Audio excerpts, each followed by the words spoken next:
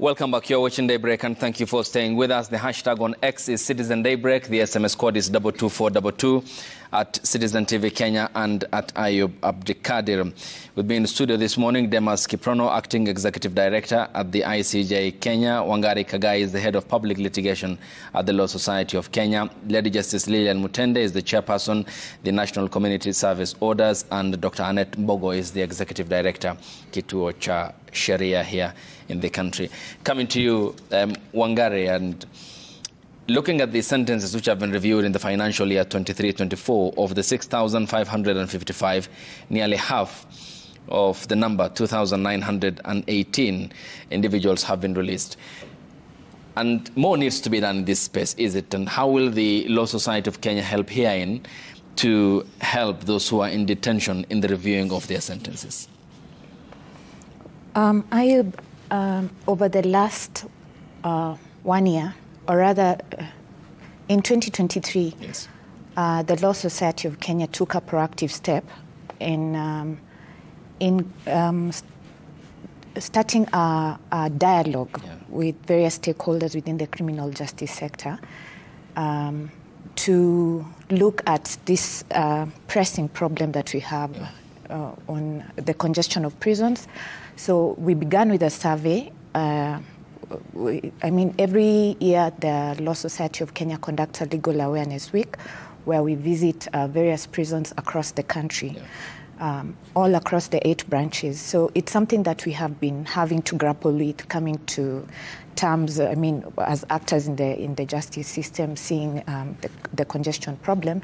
So we reached out and through the National Council of the Administration of Justice began an initiative with the support of the UNODC and the UNDP, and particularly with our main partner being the ODPP, to begin a project that was called From Bars to Justice.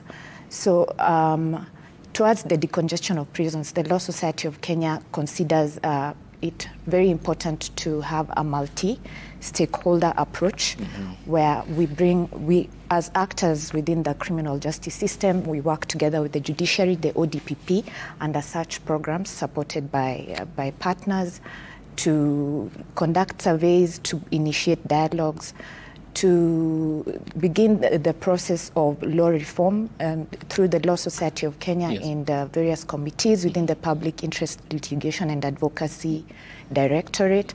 And so there are projects underway, and that is the approach that we have taken so far as the Law Society of Kenya. It is an ongoing process. Like I said, last year, the theme of the Legal Awareness Week was primarily on the decongestion of prisons. And we embarked on a 3-phase program.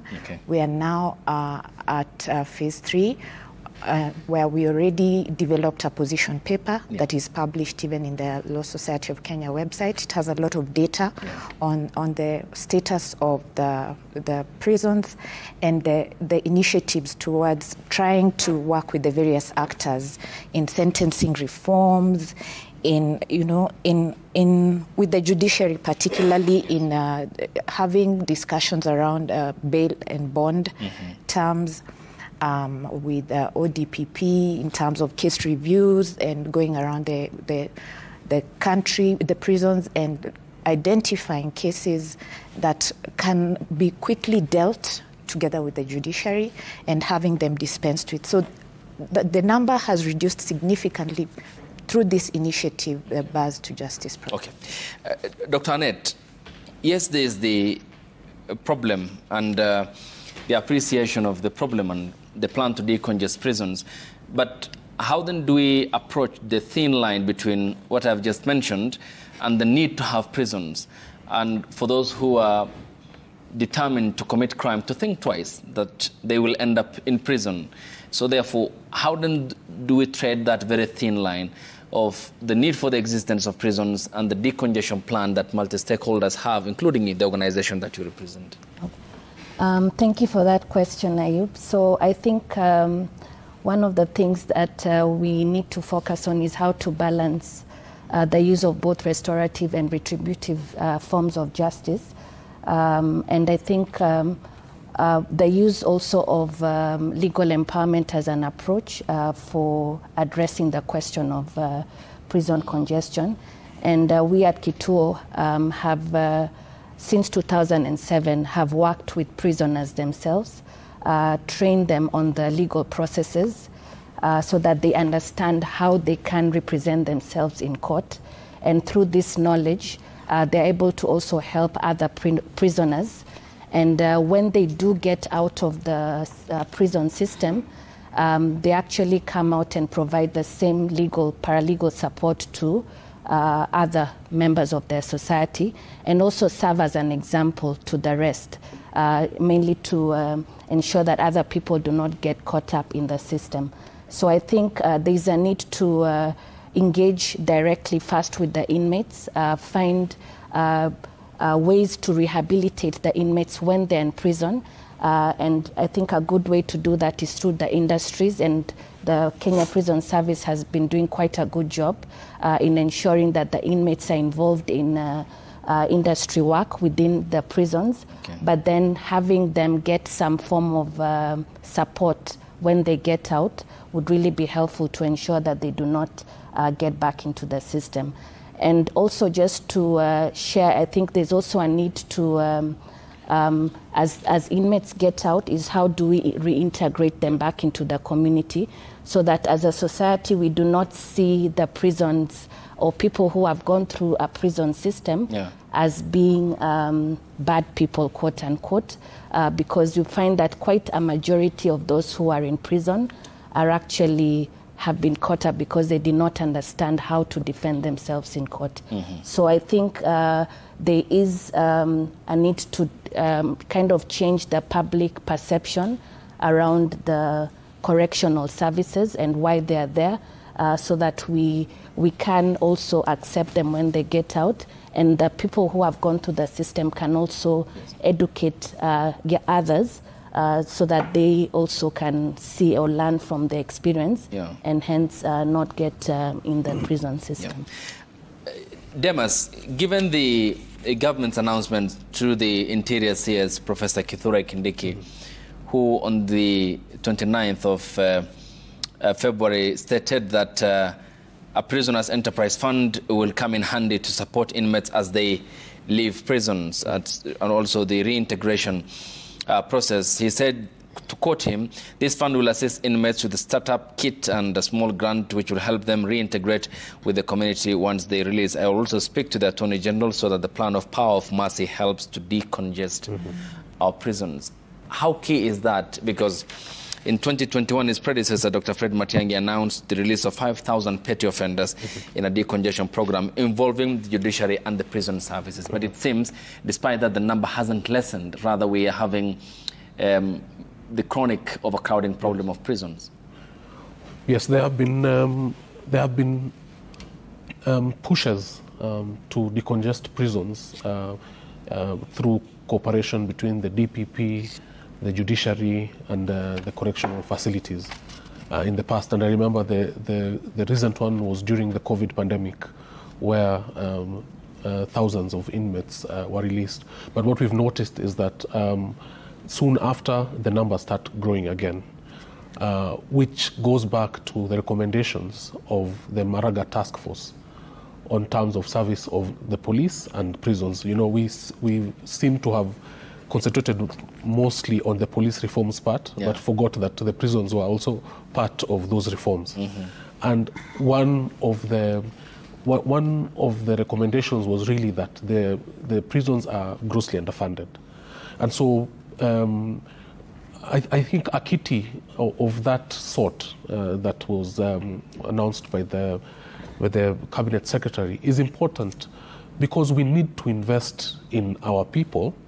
And so that if we decided that they need to be rehabilitated, and we say that they have been rehabilitated, we should be able to now equip them with the resources and the knowledge to reintegrate so that they can be part of society. Otherwise, it defeats the purpose to put them out into the world and they are not equipped, which means that they will likely go back to the kind of conduct that took them there in the first place. But Demas, you mentioned a very important point. If we are to look at it from the caretaker's perspective, here is what the Maraga Task Force said on the Kenya Prison Services on underfunding, because he itemized underfunding, corruption in the Kenya Prison Service and leadership problem as some of the major challenges in the report he handed over to the president.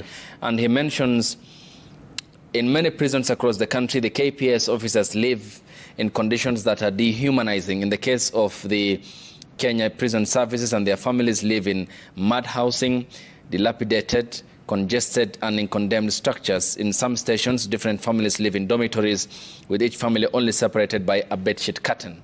I mean, here is the downside of the challenges facing the caretaker, who is supposed to be looking at the welfare of the prisoners.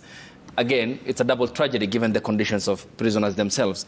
So how then do we address this double problem of the caretaker and those who are in custody? It is investment in the facilities and in the personnel. Just like the strides that we've tried to do with the police in terms of housing, we need to really ensure that our officers who work in the prisons also live a dignified life, so that they can participate in the rehabilitation of the inmates. Otherwise, having a situation as you've described, where our officers are living in dilapidated situations, really defeats the purpose of rehabilitation from the word go, because then how will they be able to really interact with the inmates as much as they're supposed to be really keeping them confined while rehabilitating them, and also seeking retributive justice at the same time. They must be able to live a dignified life. And that's why I began saying that when the prisons are overcrowded, it is a mess for everyone. It is a mess for the prison officers, it's a mess for the inmates. Everyone gets a raw deal. Another thing is that I remember a long time ago, we used to have the problem of these units, for example, in prisons where inmates that have, for example, contagious diseases like TB are kept. And you realize that they were kept there alongside an officer, which means that officer is being exposed to the same thing that is being isolated. And so real special programs that transform prisons, akin to what we saw under Mudi Awori, who was the vice president at the time and Home Affairs Minister, are needed to ensure that really we are giving dignity to our officers, which in turn ensures that they will be able to serve our people in a more effective and meaningful way. All right. Lady Justice Lillian Mutende, given the circumstances that we are in at the moment, how have years of gross underfunding and shortage of judges or magistrates led to the problem that we are discussing at this moment? Because I'm looking at the number of those who are not convicted, for example, in the Nairobi region. Of the total number of inmates, 9,458, 4,962 are unconvicted. It tells us a lot about the other side, isn't it, of the justice system? Okay, as we talk about the congestion of prisons, it is important, first of all, to draw a line between the serious offenders and non-serious offenders. On the question of funding is actually a challenge. It is a challenge because when you look at the numbers, the capacity of judicial officers and judges, they are not sufficient because of underfunding. It is important that they should be funded so that we can have enough numbers to deal with the situation, the current situation. Now, from the rapid results initiative that was launched recently, we need enough judicial officers to deal with the offenders who are in custody. There are offenders who are in prison because of not having been able to come out to be released on bond. These are people that should be out on bond. Our constitution is very clear. It provides for reasonable bail terms.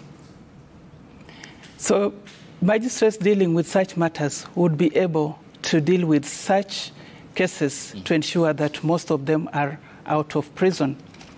And then there is now the stage of the convicted ones.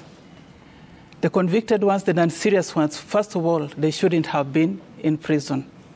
So if we have enough numbers of judicial officers and judges, they'll be able to deal with the situation, handle these cases very fast. We will not have any backlog of cases. And as a result, there won't be congestion the way we are seeing it. There is also the question of other methods that should be used to divert these offenders from prison. A good example is diversion, where we'll not only be thinking of judicial officers and judges dealing with the situation.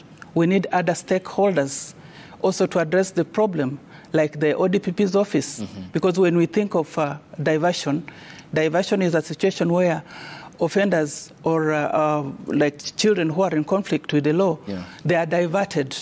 Vulnerable offenders, they are diverted from the system. They don't reach prison.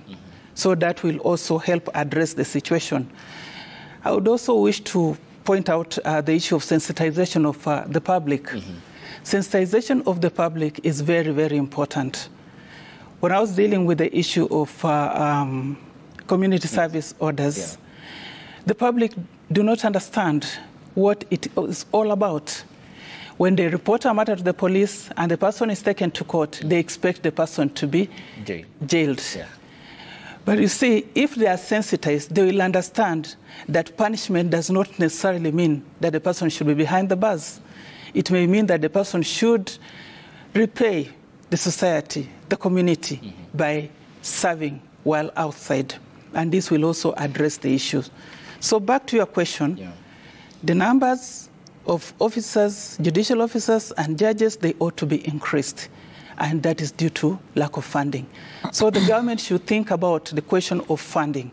It is key to the issue of decongestion of prisons. And do the elderly prisoners fall in that category as well, of the vulnerable persons? Elderly prisoners are also, they should also be considered. Because when you are sentencing an individual, you have to look at all circumstances of the case. Look at the individual who has appeared before you. If the person is elderly, depending on the offense that has been committed, that's not a person who should be imprisoned. That is a person who should be either diverted or a person who should serve the sentence, but while outside. That is serving an uncustodial sentence. Wangare, given that the Honorable Lady Justice talks about awareness on the part of seeking justice, how do you come as a player then to also do awareness on the part of encouraging citizens to be good citizens, to abide by the law? Because that can also be a preventive form of mechanism to first not allow people to end up in prisons. And because the government, if it maintains its tough on crime approach, then we'll have these numbers keep on growing. How is then awareness on the part of the citizenry key in the process of now ensuring that there are no numbers ending up in prisons? Thanks for that question. Indeed, in Kiswahili they say, heri kuziba ufa kuliko kujenga ukuta. A preventative approach is very efficient as part of the effort towards decongesting prisons. And some of the ways that this can be achieved is through, first of all, like you said it, legal awareness. And the Law Society, together with the other actors, we try as much as possible to conduct a lot of community sensitization, collaborating closely with Kituo, with ICJ, and with other civil society organizations, where lawyers, when we get admitted to the bar and we take our oath, it's to defend justice without fear of failure.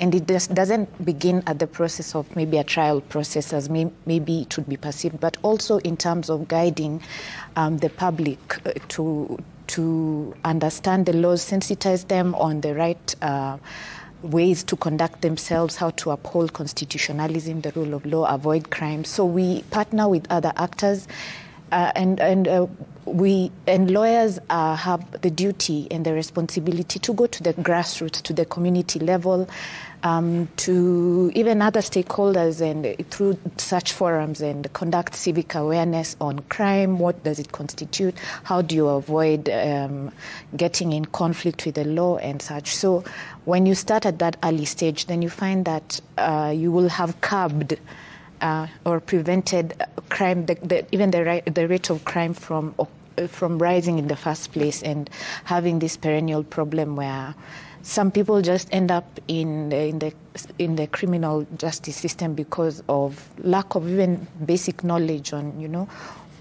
how they ought to conduct themselves. So, for example, in informal settlements mostly, where we have a spike in sexual offences, what some of us have been doing, even with the Kenya National Commission of Human Rights, we go and we unpack the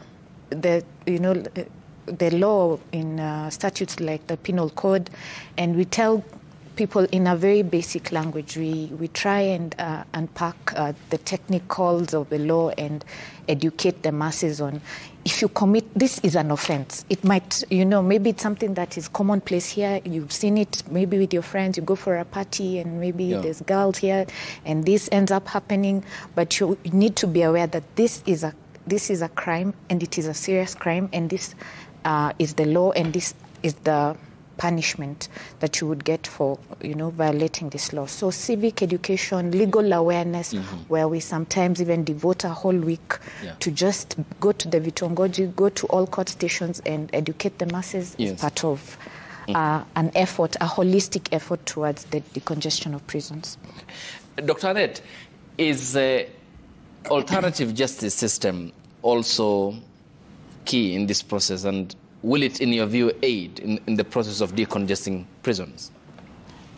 Yes, I think it is very key in this particular scenario. And I think alternative justice system is a good way also to involve the community itself in supporting administration for justice. And I think one of the issues around alternative justice systems, especially around minor offenses, we've seen that it has worked very well to address property-related offenses and also, non-serious offenses. And I think the approach that has been taken so far by the judiciary and also by non-state actors would really assist to address these cases even before they get to court as an autonomous kind of system, or where the court itself makes a referral to the alternative justice system practitioners. So I think that the adoption of alternative justice systems would really be good to help decongest the prisons. And Demas, one amongst the review process that Professor Kithure Kindiki talked about was what he termed as a review or amendment of archaic laws on correctional facilities, which he said tops the agenda in the reform process and the decongestion plan of prisons. How can this be done? Because Parliament ought to be involved here, because it has to be done by lawmakers nonetheless.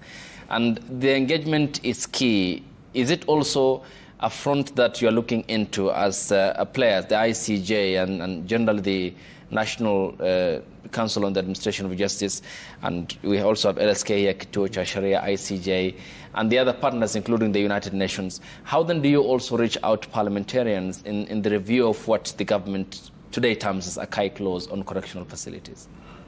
Well, it's not only parliamentarians, but I think the society and the media included should really be engaged and sensitized on issues, for example, on this review of laws.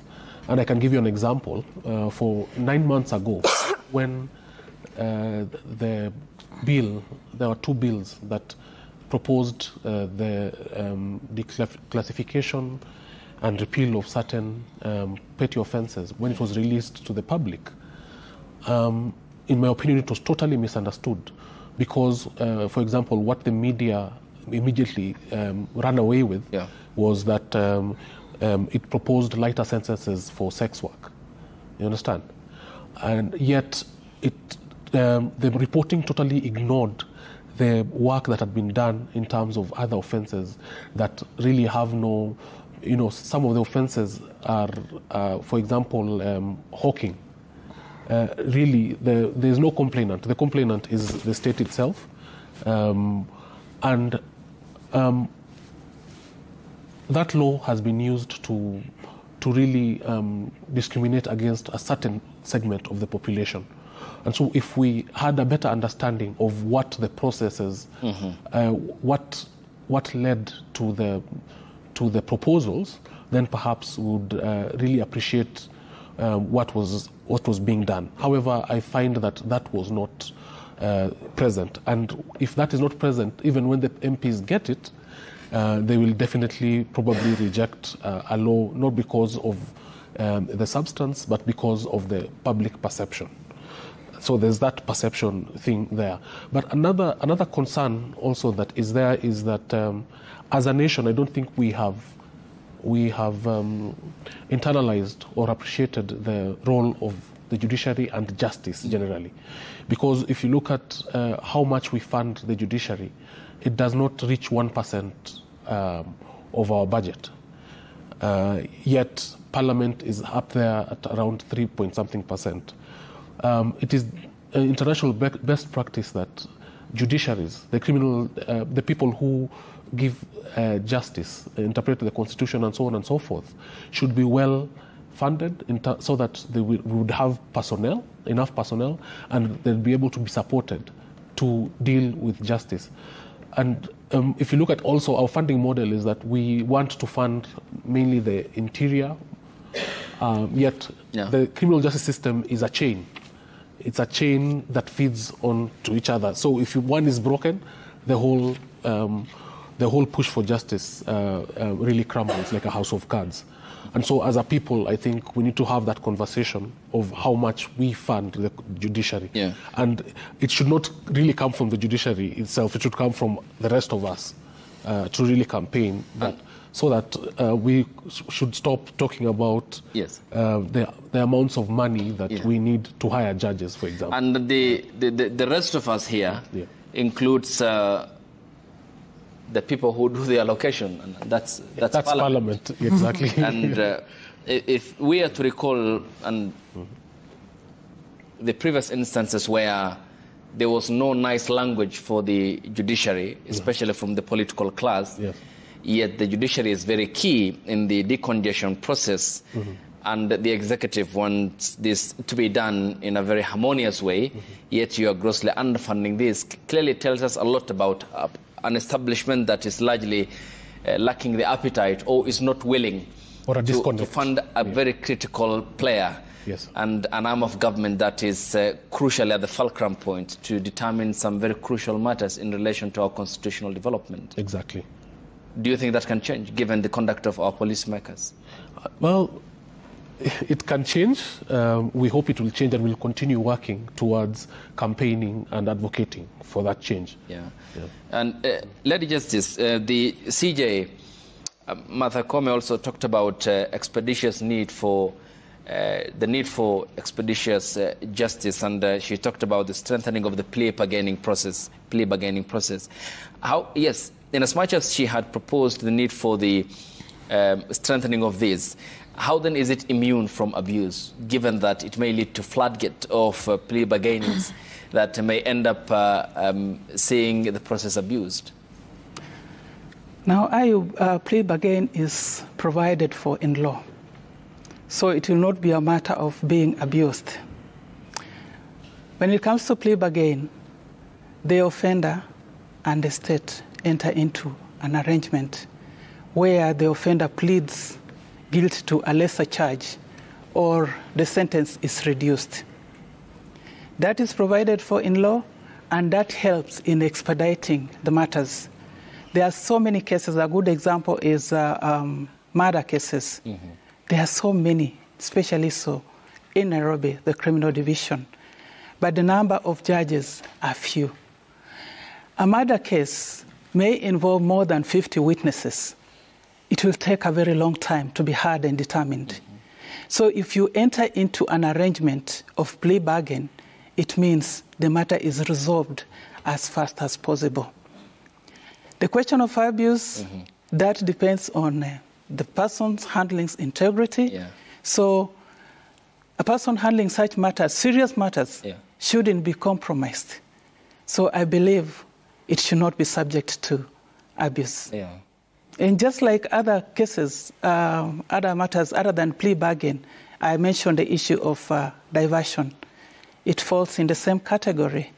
It shouldn't be abused at all, because you look at how vulnerable individuals concerned they are. It shouldn't at all. So it's just a matter of sensitization again, as I stated. Yeah.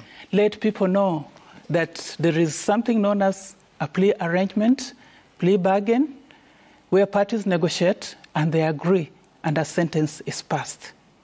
Thank you. Yeah, and the CJ also, in that regard of the diversion, placed emphasis on children who she said belong to schools and not in prisons.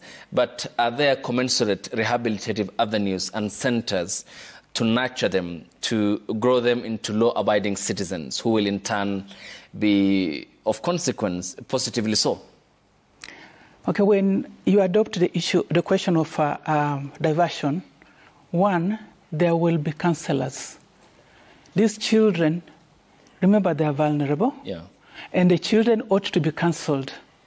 They ought to be made to understand that coming into conflict with the law is wrong. So once they are counseled and they are rehabilitated, then they should be let to continue with their education. We have Boston institutions. We have youth correctional centers where children are held.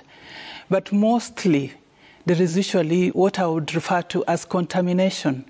They are corrupted by others who are hardened. So the best way to go about is to have these children counseled, diverted, so that they are not taken to correctional institutions where they may be corrupted and come out more hardened than ever. Children are children. We should treat them as children. Thank you, Ayub. Yeah. Dr. Annette, also in that regard, then, how can the victim-offender reconciliation be key in this process of ensuring that we don't overburden our prisons? And is that a realizable way, given that we also talked about the alternative justice system? Is this also a contributory factor which may help in the process of decongesting our prisons?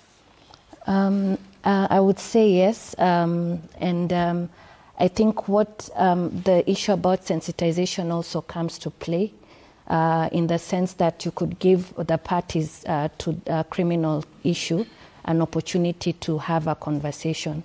We all know that when it comes to issues around reconciliation, that both parties must be agreeable to sit down and discuss the issue. So I think if a matter, for example, goes to court and the courts also can encourage the complainant, for example, to have a conversation with the accused person, and they are both willing to do so, I think that would really help to resolve these issues. Because at times, for example, a criminal process may not really result in restitution, but where you do have an opportunity to have the victim and the offender discuss matters out. For example, in a property-related dispute, they could have instant justice right there.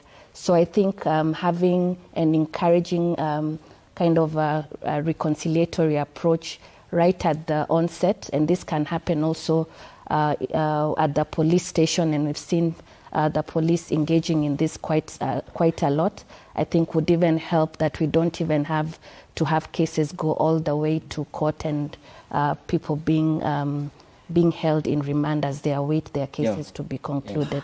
And are there enough parties who can then act as the intermediary here of the victims and the offenders, because the alternative justice system equally requires parties and players who can help in that cause. And then you have countrywide problem where you have cases happening in far-flanked counties, say in Tana River, in Busia, in Mandera. I mean, is there enough personnel for that?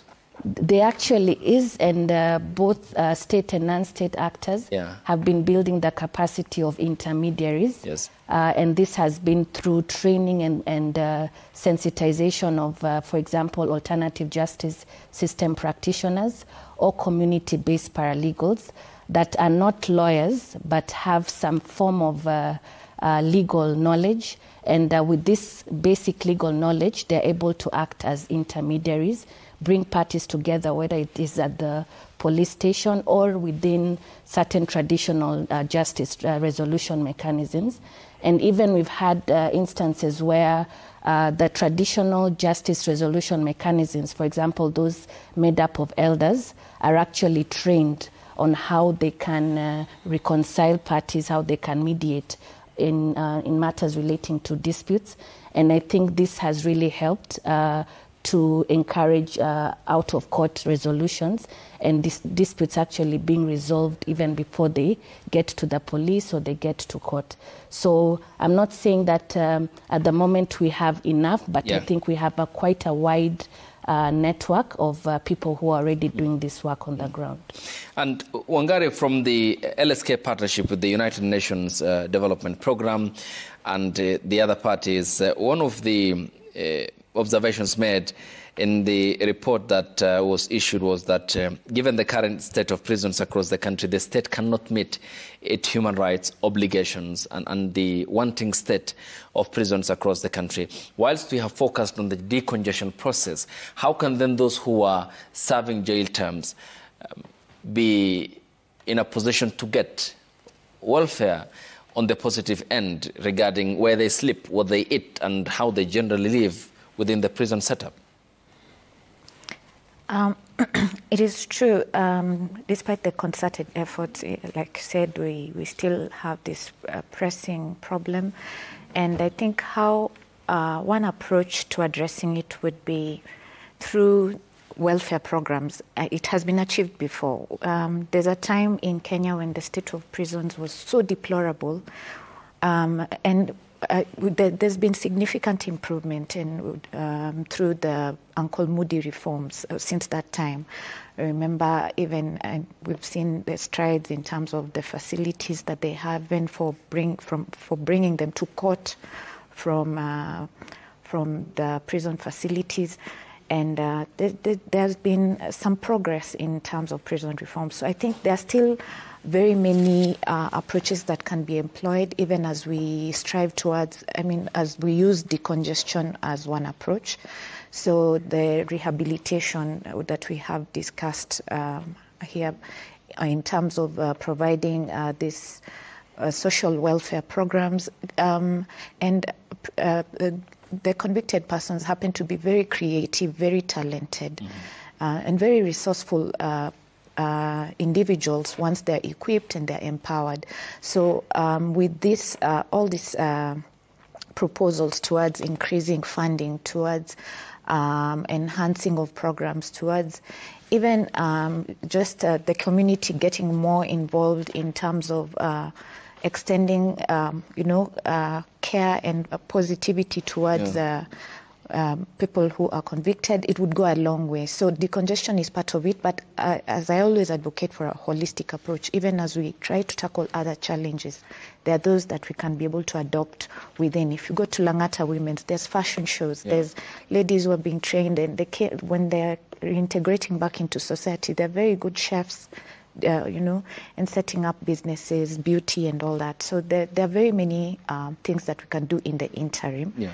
Even as the Law Society, of course, continues to strive, and we keep encouraging our young lawyers as they join the profession to really care about the society, the people within the prisons and the inmates, and try and mainstream pro bonos. We visit prisons with the young lawyers many of the times, and we do some of these programs with them just to even give them hope. In Kamiti and in Langata, there education programs where the inmates who are being trained and who are even graduating with LLB degrees. So there are very many things that we can do in the interim as we strive to decongest the prisons. You talked about a very pertinent point of the humane treatment, and which I will want to go and seek some clarification on with Demas. But the beauty contests that prepares them for the outside world, them to come back to the society and reintegrate, being useful personnel and persons. But is the recipient, the society, ready to receive them? How about the problem of stigma, for example? Yet this person has gone through the rehabilitation process, harbors no bad intention, and has no intention in mind to commit any crime, but there's the problem of stigma that hangs over their heads, and which certainly must be addressed from the community's perspective, is it? Yes, absolutely. And one of the ways that I think the government can support such, can complement the efforts that we're doing with the decongesting and these discussions that we're having is to strengthen the probation and aftercare services. This is a very critical institution that would be a very good bridge. It seems to have been neglected over the years. So some of these intermediaries, if we are able to also empower them, they can play a critical role in terms of welfare programs and even correcting that perception. And I must compliment the media, has been doing such a good job. There's a lot of content through the media right now on prison, on inmates and their experiences in prison, and humanizing them and making them look. We actually, there's been a lot of compassion around inmates. It's not the same way as when we were younger and you'd be told if someone has come out of jail, this person was a monster. Now there's a lot of empathy and there's a lot of compassion and there's a change in perception. So the media also can play a critical role in trying to destigmatize the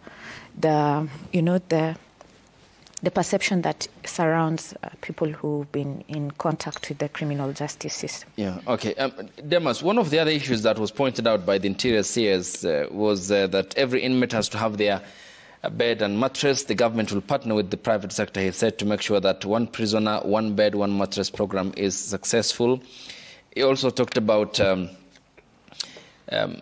prisoners, especially because of the large tracts of lands that they own, there's need for innovation around the same to produce food for themselves, to be creative with the enterprise fund that the government proposes to set up.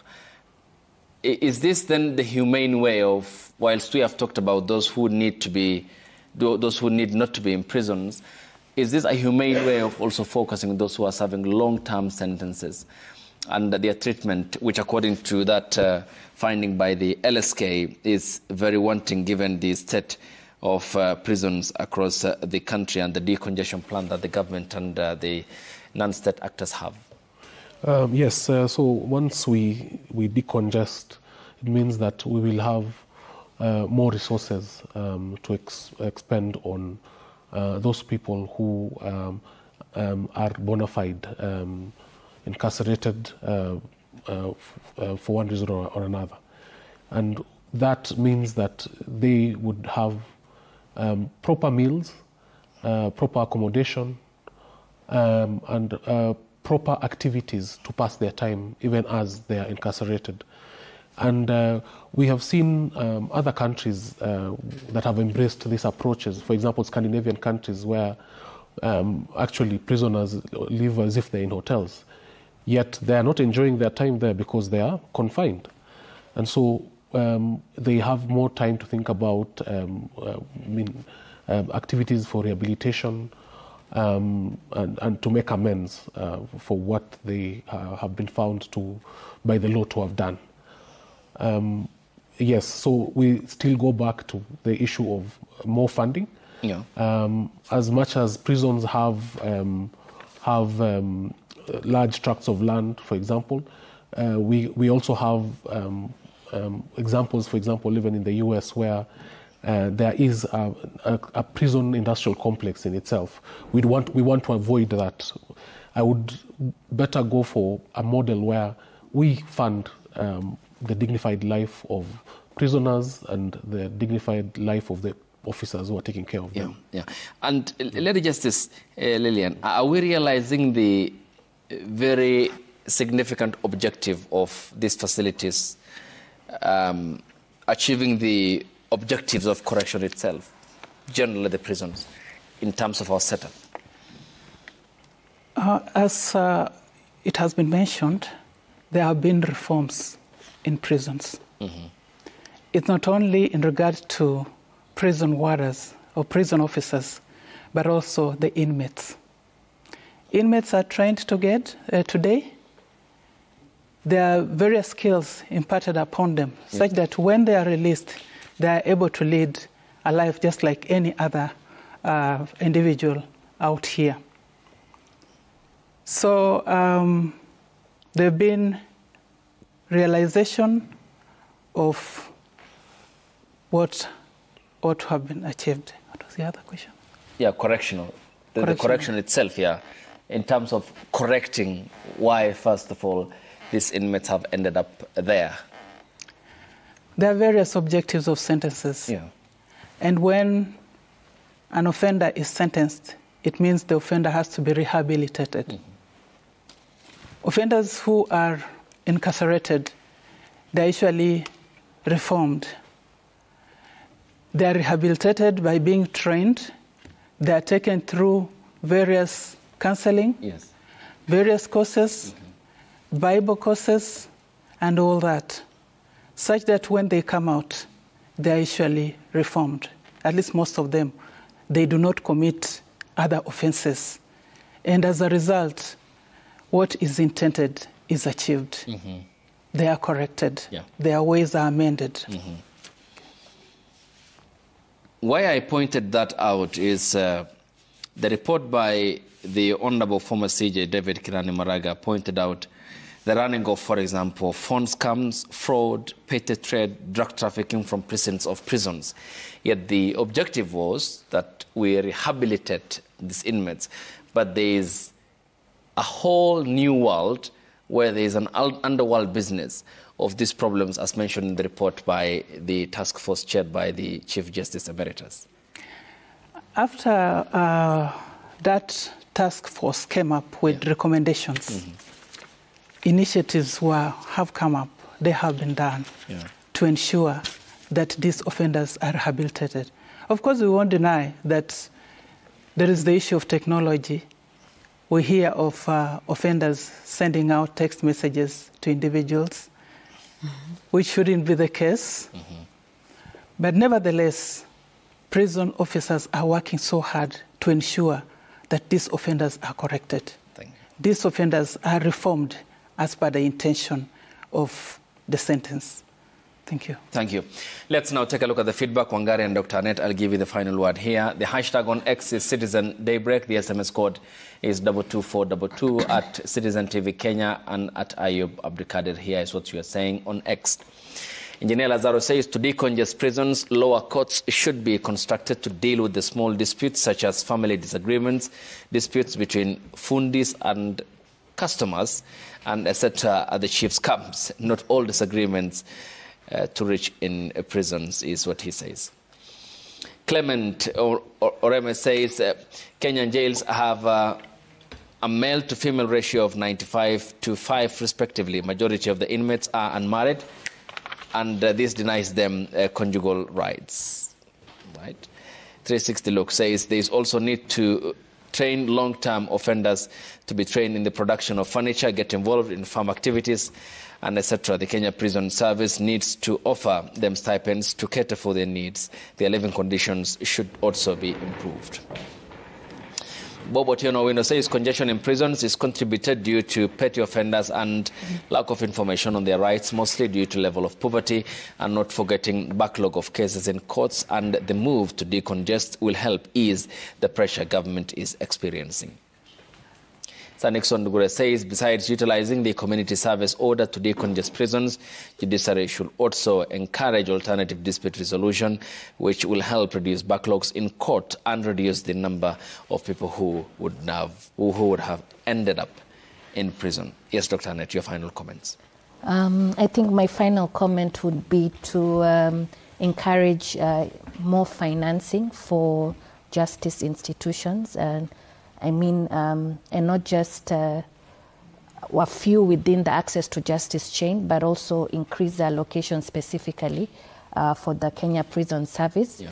And I think also there is a need to enhance innovation in how we do our rehabilitation for inmates, and also how we dispense access to justice, and I think an administration of justice. And I think already there is a lot of innovation that is coming in, and just the need to just open up our minds and embrace that innovation that would improve access to justice for all. Thank you. Yes, Wangare.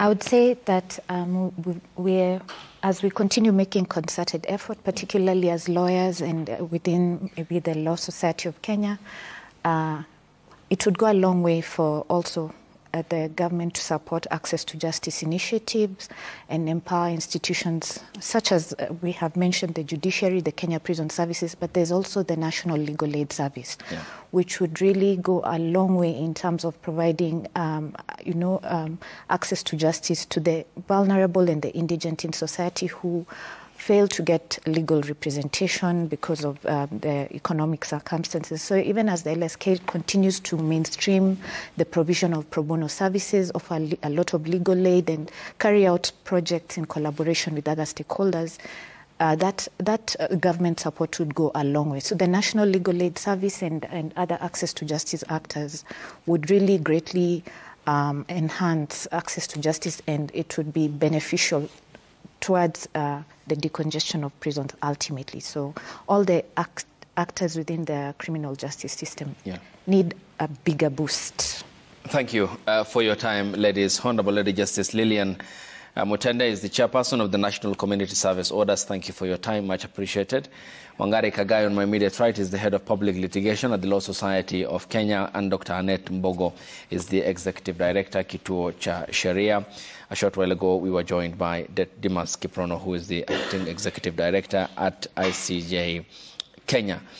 And thank you for your time. The hashtag on X has been Citizen Daybreak. The SMS code is 22422 at Citizen TV Kenya and at Ayub Abdikadir. Thanks for waking up with us here on the broadcast. We'll see you on Friday here at the same time. Till then, good morning.